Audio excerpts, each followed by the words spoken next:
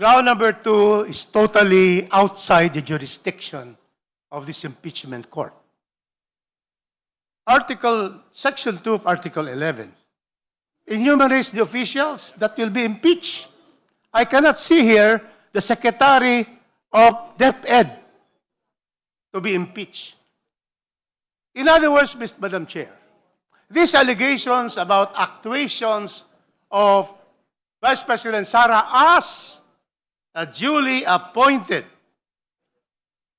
Secretary of Education is not within the jurisdiction of an impeachment court. We're not impeaching here a Secretary of Education.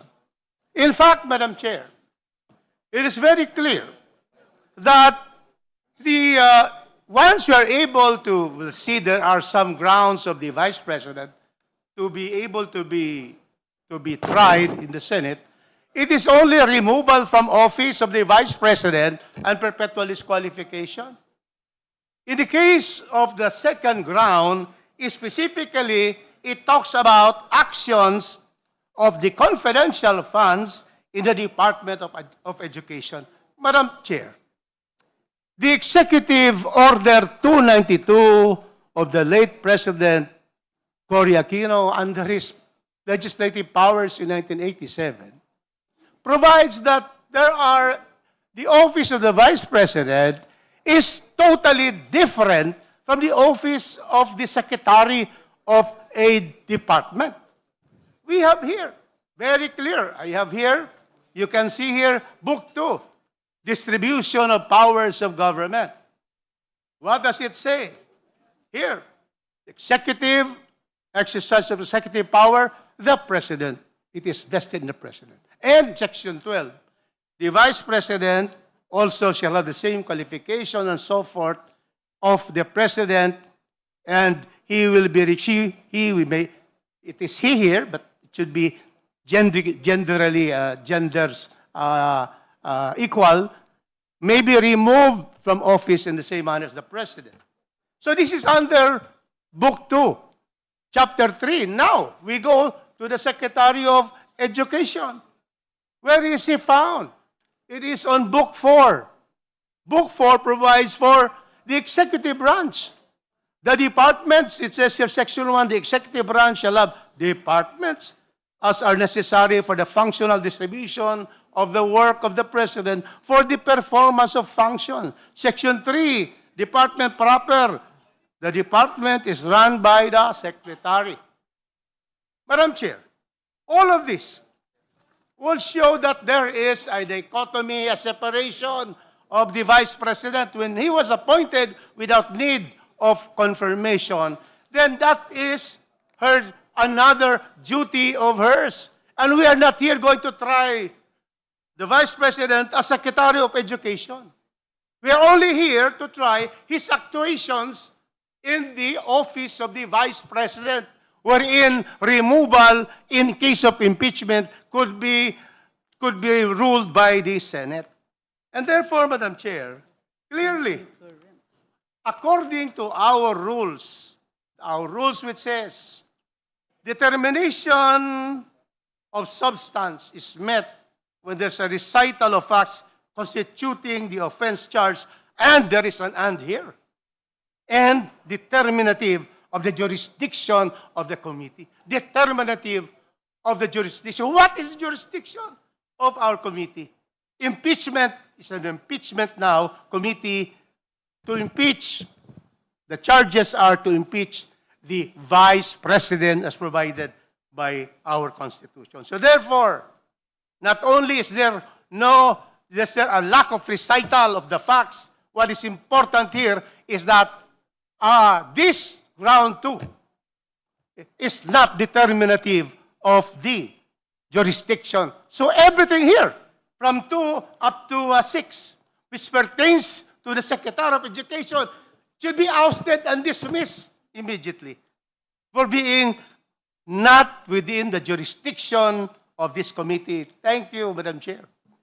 The Chair wishes Chair. to raise a question to the Honorable Rodriguez. Madam Chair. This is for the sake of expounding our exchanges of argument. Honorable Rodriguez, does the Vice President cease from becoming such the moment she assumes the position of Secretary of Education? Madam Chair, she does not cease, but then she holds another office separate from the office of the Vice President. And the Constitution is clear. In fact, it's only the President, Vice President, the Supreme Court. In fact, the very purpose of impeachment is to remove these high officials. In fact, the Secretary of Education, she resigned already. How can we proceed with hearing allegations on the Secretary of Education? Madam Chair, No, Madam Chair. So therefore, yes, let's hear also our distinguished Chairman Benny Abante. Madam Is this Chair. in line with the Yes. argument of Madam the Chair, Honorable Rodriguez? Perhaps, with due respect to my good friend, Congressman Rufus, no, perhaps I could be able to correct the impression here. This committee is not to impeach the Vice President. It is to hear the impeachment complaint against the Vice President. This is not to impeach.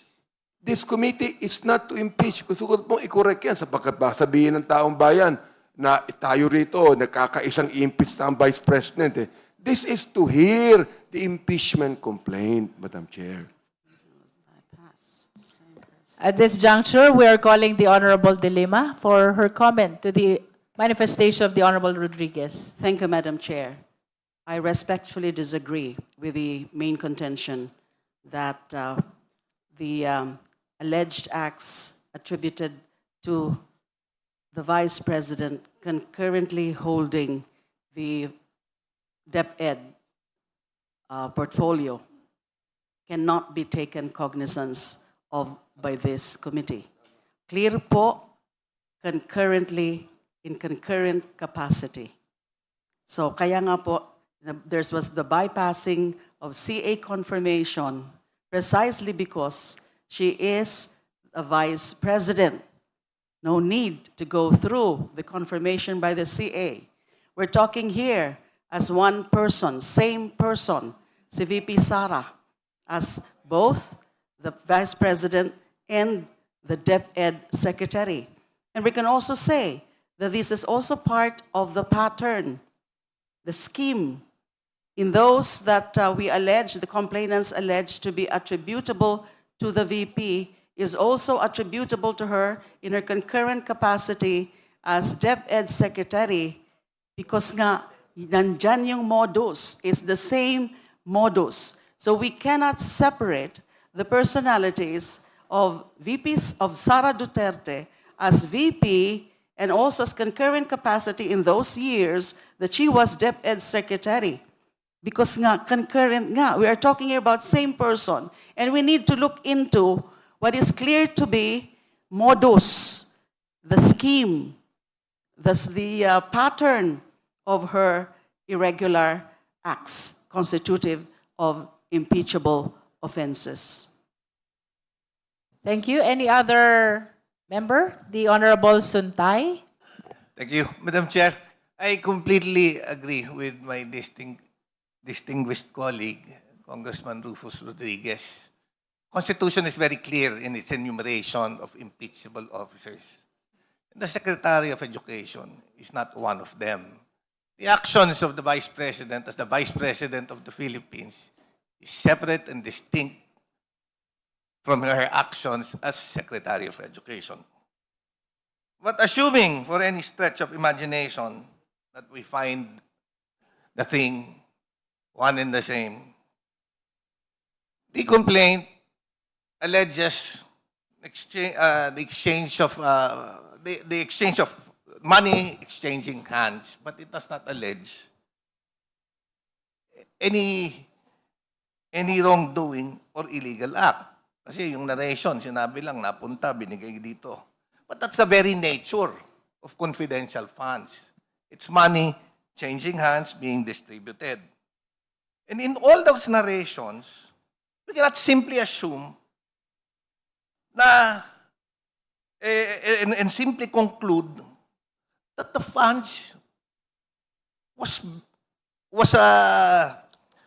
actually went to the Vice President and became for her and for her enjoyment. So I think that is a conclusion. Kasi doon sa narration, sinabi, napunta kay whoever, kung kani-kaninong mga tao.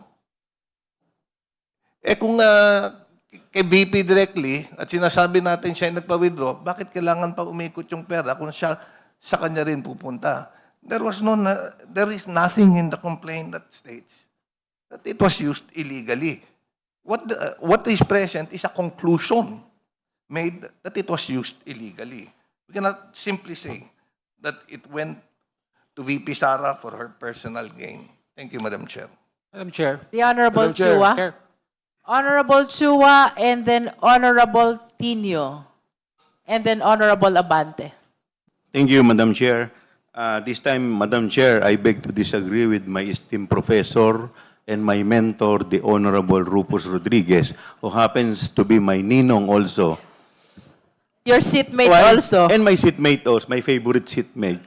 You know, the reason why I am like this is because of what he taught from me, what I gathered from the wisdom of the Honorable Rufus. Anyway, let me read, Madam Chair, what the Constitution provides with respect to the Executive Department, Article 7, Section 3, second paragraph, which provides that the Vice President may be appointed as a member of the Cabinet.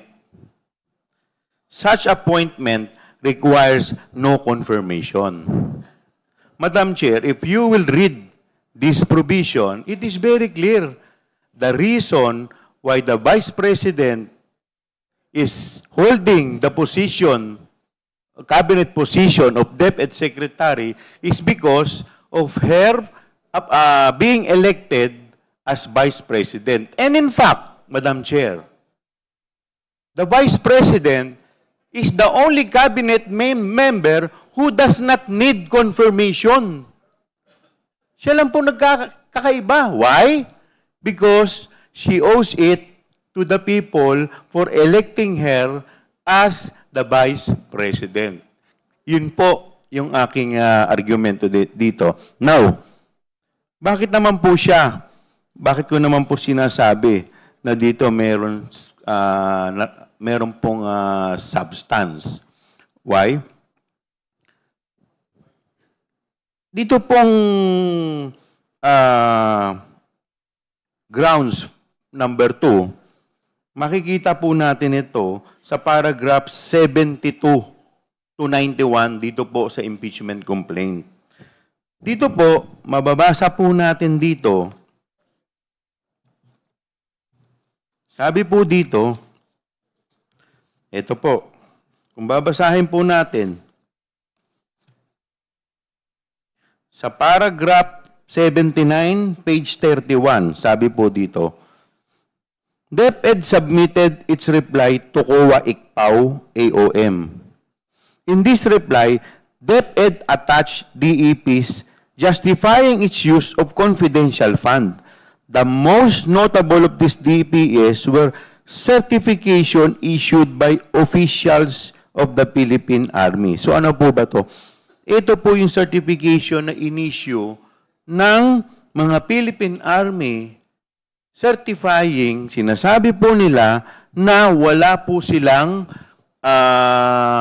pondo na nakuha galing po sa DepEd contrary sa certificate na in-issue po nila dahil ito po ay hiningi ng DepEd. At kung babasahin din po natin yung paragraph 88, sinasabi po dito, Fajarda certified that he personally disbursed this amount to the different localities in a single day, a feat that is physically impossible. Fajarda later admitted that the disbursement were made through Colonel Nolasco, who was ostensibly a military aide assigned to OBP pursuant to instructions from the Vice President, Sara. Now, sino po itong si Fajarda at sino rin po itong si Acosta? Now, we are talking here of two SDOs. Ang trabaho po ng SDOs, sila po ang Special Disbursing Officer. Meaning to say, sa kanila po yung pangangalaga ng pera. Sila dapat ang nagdi-disburse, sila rin po ang dapat na nagli-liquidate. Pero dito po, sa DepEd, dito po kay Fajarda, upon the instruction of the Vice President or at that time Secretary of DepEd, yung pera po, hindi po yung SDO ang nagdi-disburse. Dahil yung buong pera po, according dito po sa complaint, ay ibinigay po kay Colonel Nolasco na wala naman pong kinalaman sa pagdi-disburse po ng pondo. That, Madam Chair, is betrayal of public trust, clearly. So, Madam Chair, I believe that we have sufficient in substance insofar as the grounds, number 2, of the impeachment complaint is concerned. Thank you, Honorable Chua. Next is the Honorable Tino. Well, thank you, Madam Chair. This is also a rejoinder to the comments made by the Honorable Rodriguez as well. No? So, I would agree with him that the actions of Secretary of the Department of Education will not fall under the jurisdiction of the Committee on Justice when it comes to matters of impeachment. Because, of course, the Secretary of Education is not an impeachable official. However, we're not talking about just an ordinary Secretary of Education, but the Vice President appointed concurrently as the Secretary of Education. No? And so, it is what is the subject of impeachment are the actions of the Vice President in her capacity as the Secretary of Education.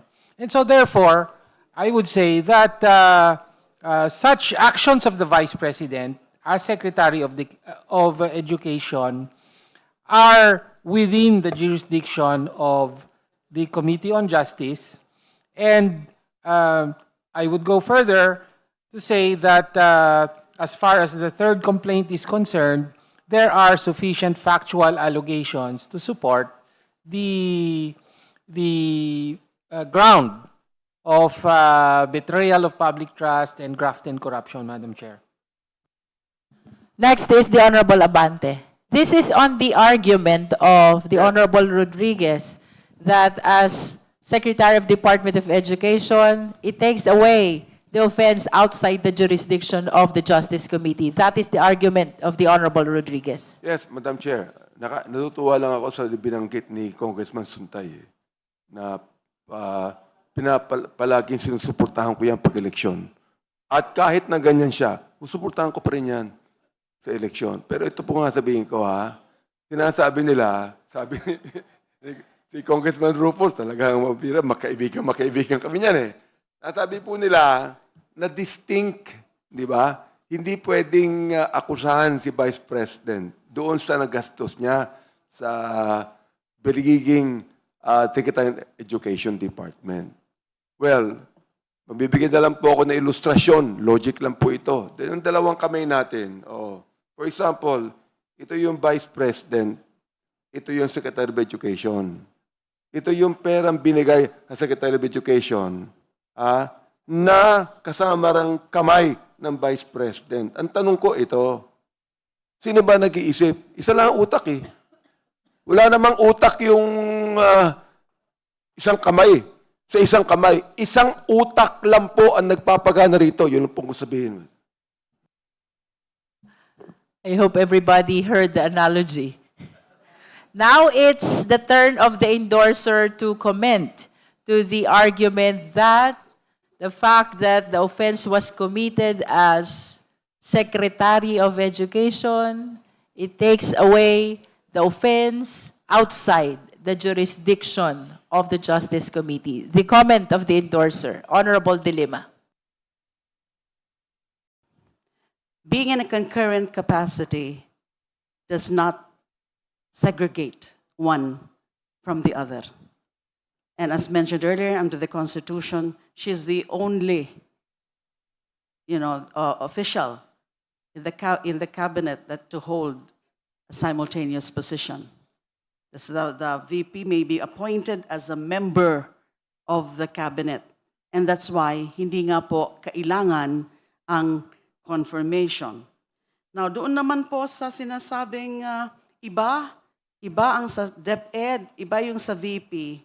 Yung sa culpable violation of the Constitution, it does not say in relation to the proper office, whether office of the VP.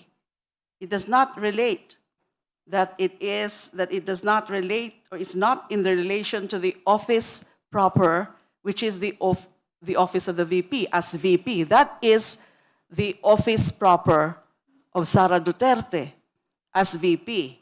It's attached to the person, yung pagko-commit ng culpable violation of the Constitution and even betrayal of public trust, it is attached to the person and position of the impeachable officer as her acts or omissions relate to the provisions of the Constitution.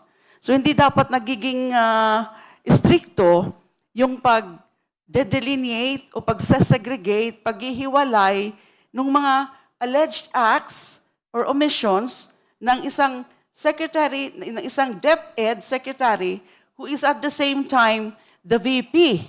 Because these acts or omissions, yung nandun sa detalye po, underground 2, are her acts. One person as Vice President and DepEd Secretary in concurrent capacity. Hindi ho pwedeng gano'n na kung ano lang ang ginawa bilang VP, hindi yung as DepEd Secretary, even if these are related in terms of modus, in terms of pattern, in terms of system, ay hindi na dapat cognizable by an impeachment proceeding before the House Committee. Di ho ba? You would like to Respond reply? To reply to all those who said that we have jurisdiction. All right, because of the significance of this argument, let's give an opportunity to Honorable Rodriguez to reply and then for the endorser to manifest her rejoinder. Thank you, Madam Chair.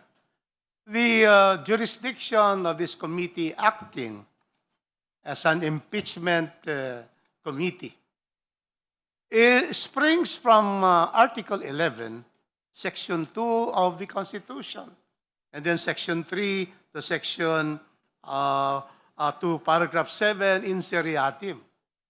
And clearly, it is only the actions of the Vice President. It is the only President, the Vice President, and then we have the Supreme Court and the others. So this is the distinction between them, is that there are two separate offices with two separate budgets.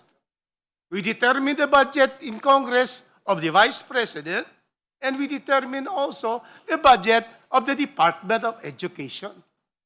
So, very clear that whatever stated here in ground 2 is it is not one of those that we will be discussing because after all, in paragraph 3.7, the judgment of in case we bring this up to the Senate is, judgment in impeachment shall not extend further than removal from office.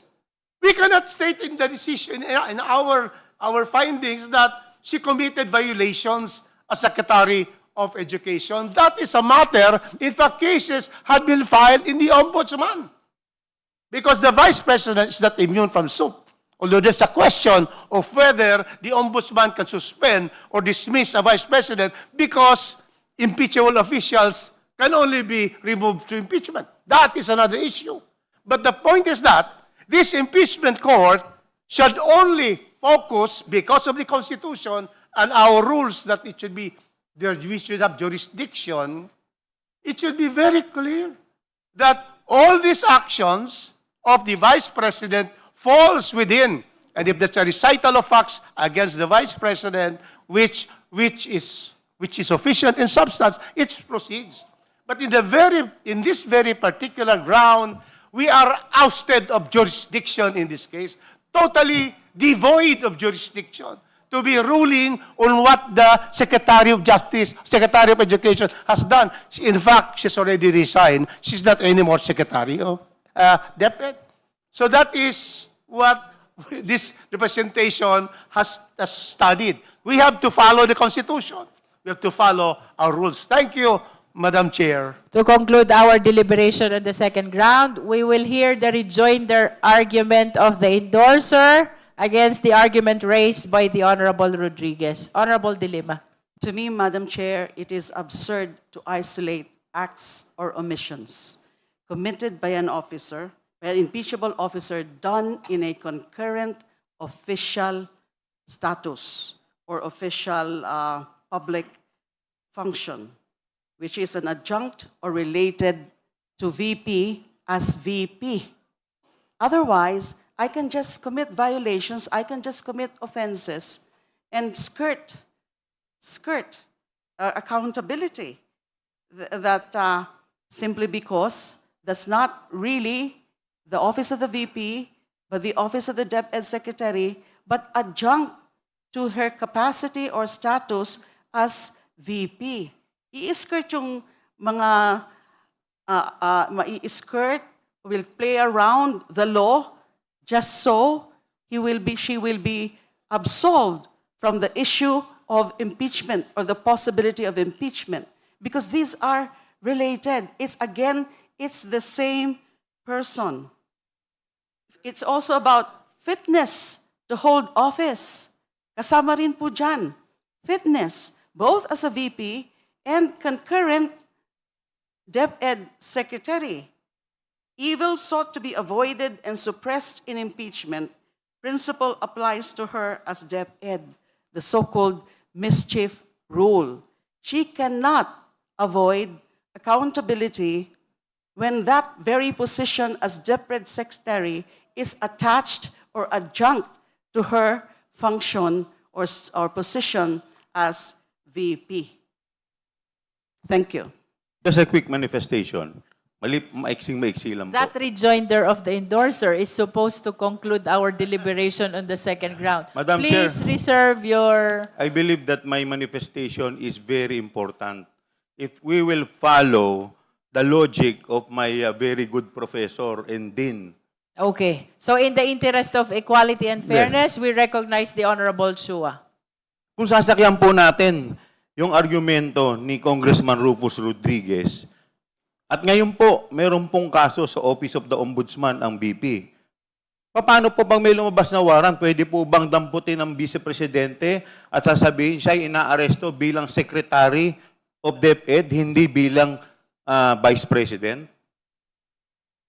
We cannot separate the Vice President from from her previous position as Secretary. Why? Because we are trading a fine line. Pwede po itong maabuso. At pwede po itong magamit sa Vice Presidente bukas makalawa, maglabas ng warrant. Dahil po sa kaso niya ng pending sa Office of the Ombudsman. At sasabihin, kinakasuan siya at pinupusasan. Dahil siya po ay Secretary ng DepEd, hindi bilang Vice President ng Republika ng Pilipinas. Yun lang po.